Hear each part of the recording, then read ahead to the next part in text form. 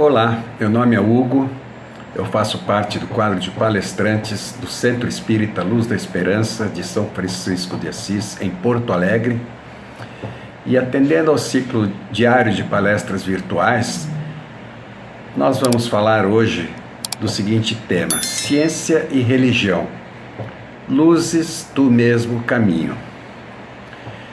No capítulo 1 do Evangelho segundo o Espiritismo, Kardec inseriu um artigo chamado Aliança da Ciência e Religião.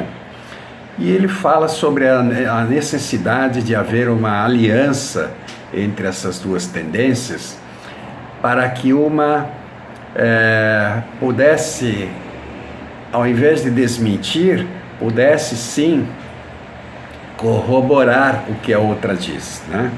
Ou seja, tendo em vista que naquela época tanto a ciência, as áreas da ciência eram pouco desenvolvidas, estavam em franco progresso, mas no início da evolução, do desenvolvimento, também as religiões espirituais ou religiosas eram dogmáticas, e isso por necessidade dos povos que antecederam muitos séculos antes na criação dessas religiões. Havia necessidade de dogmas, porque, em primeiro lugar, não havia capacidade de entendimento necessária para compreender certos fenômenos, certas assertivas, e, em segundo lugar, não haviam recursos para explicar certas coisas, não havia conhecimento para explicar. Então, criaram-se dogmas nas religiões. E os dogmas é aquela verdade imposta, que você tem que acreditar porque tem e pronto, né? Mas, como o próprio Espiritismo foi fundamentado dentro da ciência, de uma ciência, através dos recursos de observação científica, haveria necessidade de que um dia a ciência começasse, depois que ela se desenvolvesse mais, começasse a dar sentido para muitas das coisas que o Espiritismo vivenciava ou observava, né? E isso nós vemos que está ocorrendo já nos dias de hoje. Graças a Deus, a gente pode ver que também na ciência nós estamos ainda em franco desenvolvimento. Nós vemos que a mecânica quântica não para de descobrir novas ordens de grandezas, de frações de partículas que compõem o que é material, e com o avanço de novos equipamentos que são capazes de analisar tais grandezas que são ínfimas, nós ainda estamos diariamente descobrindo coisas muito importantes, né? Hoje, por exemplo, se sabe que já foi possível transportar um fóton, que é uma partícula de luz, mas é uma partícula física, que já está provado também, foi provado nesse século que ele possui massa, então ele é uma partícula, não é somente uma onda, e já foram feitas experiências em que pode-se transportar um fóton de um lugar a outro, no experimento, a 150 metros de distância, sem que houvesse havido um trajeto. Ele simplesmente desapareceu daqui e apareceu naquele outro ponto. E essa é uma experiência que foi reproduzida centenas de milhares de vezes e é objeto de estudo. Estamos desenvolvendo essas técnicas, né? E muitas outras conquistas da mecânica quântica estão começando a corroborar muitas outras coisas. Por exemplo, hoje sabe-se que antigamente pensava-se que o átomo é a menor partícula indivisível da matéria, né? Hoje já se sabe que o átomo não é nada, é pura energia, né? Que a parte densa dele, a parte física, a parte que não é energia, a parte matéria, é ínfima, mas é muito, muito, muito imperceptível, né? E também sabe-se, já consegue-se detectar que os átomos, eles oscilam. É como se a gente imaginar um pisca-pisca, né? Ora ele está aqui e ora não está.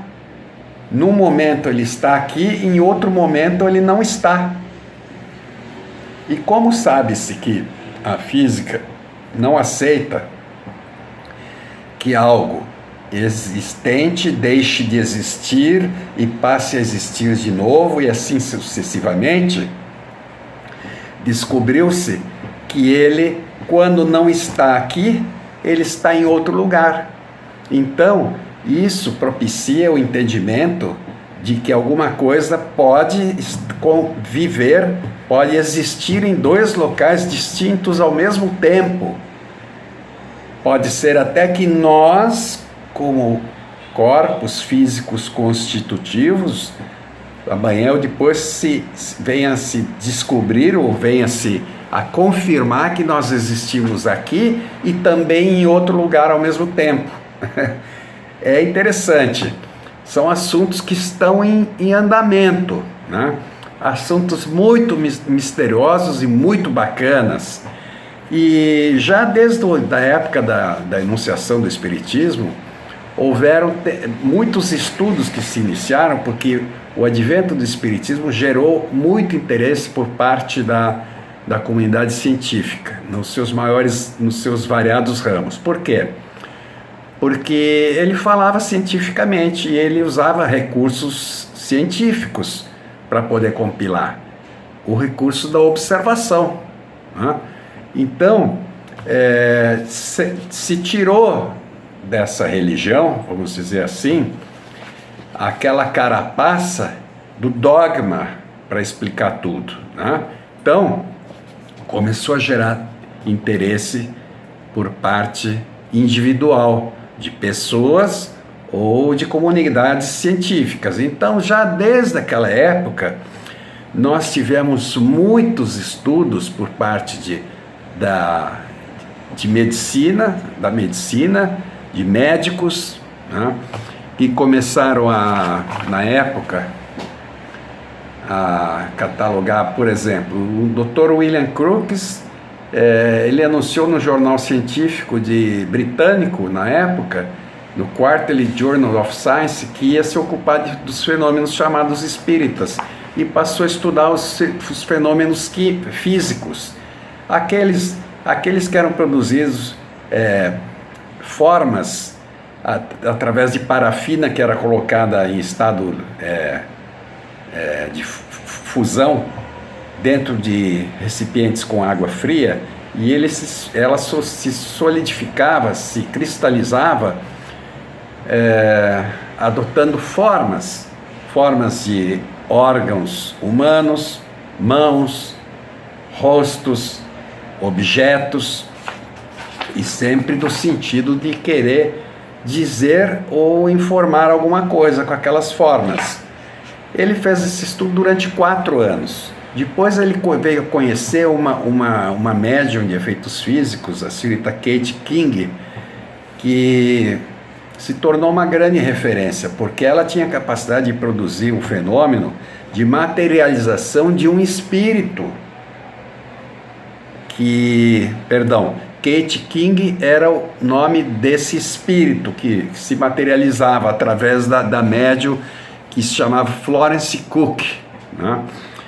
E isso chamou muita atenção da sociedade da época. E, bom, depois, durante muito tempo, a parapsicologia e uma parte da física também se preocupava em desvendar esses mistérios, em explicar esses mistérios. E há mais de 30 ou 40 anos atrás para cá, o interesse das áreas da ciência se multiplicaram muito. Então é muito grande o número de cientistas hoje que estudam os mais variados fenômenos espíritas, e muitos deles no seu compêndio, na sua compilação, estão confirmando tudo aquilo que já nos foi dado pelos espíritos, através do livro dos espíritos, do próprio Evangelho, do livro dos médiuns, e está se confirmando tudo que o Espiritismo já nos disse, está se confirmando cientificamente, e isso é muito interessante. Por exemplo, o pai das experiências de quase morte, que todo mundo já ouviu falar, as famosas EQM, o Dr. Raymond A. Moody,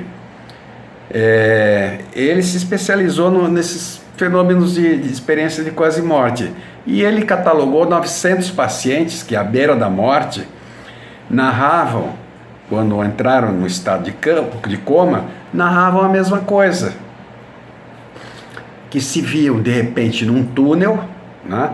Que esse túnel os conduzia ao encontro com pessoas que lhe eram conhecidas, que já tinham partido daqui, estavam mortas, e lá se sentiam muito bem, totalmente livres, leves, sem as consequências das suas doenças, sem as suas dores, né? Até o momento em que logo eles percebiam que estavam sendo chamados de volta ao seu corpo, né? Então aquela experiência bacana de poder rever seres queridos terminava em despedida, e essas pessoas voltavam aos seus corpos com total memória, lembrança do que haviam vivenciado. E esse doutor Raymond Moody, ele catalogou mais de 900 pessoas em estados, de diferentes estados norte-americanos, idades, condição financeira, crenças, situação que provocou o coma e etc. Então, para que não houvesse um parâmetro em comum que pudesse justificar que todos estavam tendo aquela mesma vivência, né? E todos narravam que, inclusive, quando voltavam, se viam na sala de cirurgia, viam os médicos, se viam entubados, viam os médicos que estavam à volta tentando ressuscitar, reanimar, e até narravam coisas que eram ditas, que eles escutavam os médicos falarem naquela situação, né? Isso é muito bacana. Então, isso daí não pode deixar dúvidas para ninguém. Pessoas conceituadas do ramo científico fazendo essas narrativas, e muitos outros tipos de experiências, né? Houve também uma doutora que era médica suíça, naturalizada americana, que fez muitos trabalhos dedicados. Ela entrevistava muitas pessoas quando estavam à beira da morte, e podia ver pelos relatos delas coisas bastante semelhantes, que corroboravam a ideia de que elas estavam vivenciando já uma parte, o que o seu espírito estava vivenciando era típico de quem estava fora do seu corpo já. Depois tivemos Fredrik Jungersson. Ele começou estudos na cidade de Estocolmo, isso em 1959. Ele se dedicava à gravação de pássaros, e ele começou a perceber que nas suas gravações apareciam vozes, e ele começou a ir fundo nisso, nessa análise, e viu que essas vozes eram de pessoas que já tinham partido, pessoas mortas, né? E por aí foi. Aí uma outra cientista se interessou por isso em 1964, e pegando a técnica para isso, ela conseguiu gravar e catalogar mais de 70 mil vozes diferentes, né? E publicou isso em livros que chamavam, um deles é Os Mortos Nos Falam, em 1991, e outro que era Linha Direta do Além, em 1994. Enfim, tiveram muitos. O Dr. Ian Stevenson começou a notar também que era muito grande o número de pessoas que narravam ter experiências, aliás, narravam não, começavam a falar e seus pais, seus familiares não sabiam do que estavam falando, e a partir de um certo momento, pela recorrência de tais diálogos, se notou que as crianças falavam de experiências que tinham tido em outras vidas, porque falavam nomes, citavam a troca de papéis, né? Quando era seu pai, não era assim, tal, não sei o quê, coisa assim que a princípio chamava muito a atenção, mas depois começou a se juntar os pedaços e perceber que eram experiências de lembranças de outras vidas, né? E em muitos desses casos, houve cerca de 20 casos que foram catalogados num livro, em que crianças... Não, aí foram separados 3 casos de crianças que chegavam a lembrar do local onde viviam, o endereço, a casa, o nome da família, todos os detalhes. E foi possível ir até o local para confirmar isso, né?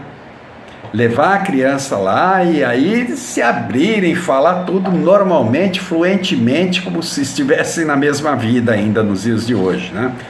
Então, tudo isso e mais um monte de casos na área de jornalismo investigativo, na área da psicologia e em diversas áreas científicas, só serviram para ir corroborando e fazendo com que o homem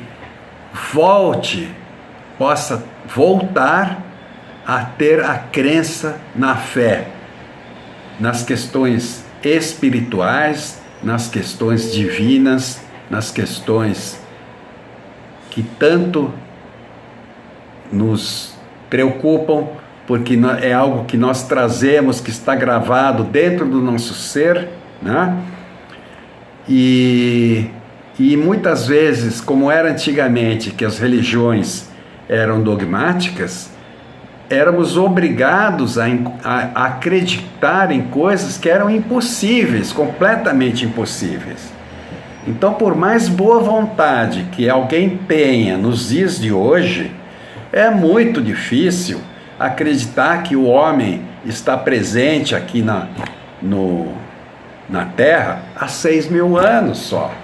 Sendo que a antropologia e outras ciências já relatam toda a evolução da espécie, há quantas centenas de milhares de anos já que isso vem desenvolvendo, que nós estamos presentes, né? E que essa evolução não foi através de raças animais, não foi da costela de Adão. Não podemos acreditar hoje que somos feitos da costela de Adão, né? E quem foi o filho de Adão e Eva, com quem ele casou para dar continuidade à espécie, enfim, são perguntas que por mais boa vontade que um ser racional tenha, ele é impossibilitado de acreditar em coisas. E nós não culpamos, isso não eram mentiras, é que naquela época, há várias dezenas de séculos atrás, não havia, a quantidade de conhecimentos do ser humano era muito restrita. Então haviam coisas que não havia formas de se explicar, né? E a religião teve que lançar mão de certos recursos e criar certos dogmas. E esses dogmas são que hoje têm impedido muita gente de continuar acreditando em Deus, né? E hoje vemos seres humanos com uma interrogação do tamanho de um orelhão em cima da cabeça, porque não sabem mais se podem encontrar Deus ou não podem, e como e quando e onde, né? Então, a boa notícia é que hoje, já com esse avanço da física, já podemos estar às vésperas do que nos garantiu Kardec, que um dia a ciência poderia se associar à religião.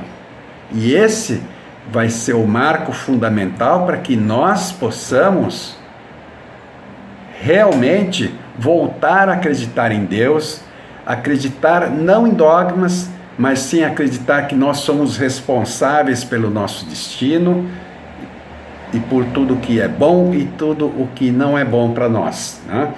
E a partir daí começarmos a conduzir as nossas vidas de uma maneira mais ordenada, mais racional, em rumo ao crescimento, ao desenvolvimento do espírito. E podermos, enfim, passar a habitar um dia mundos mais evoluídos. Falamos bastante. Eu quero agradecer, passamos um pouquinho do tempo, mas agradecer a atenção de todos. Espero que o que eu falei tenha sido de fácil entendimento e que todos nós tenhamos uma semana repleta de luzes e de oportunidades para nos reencontrarmos com Deus. Que assim seja.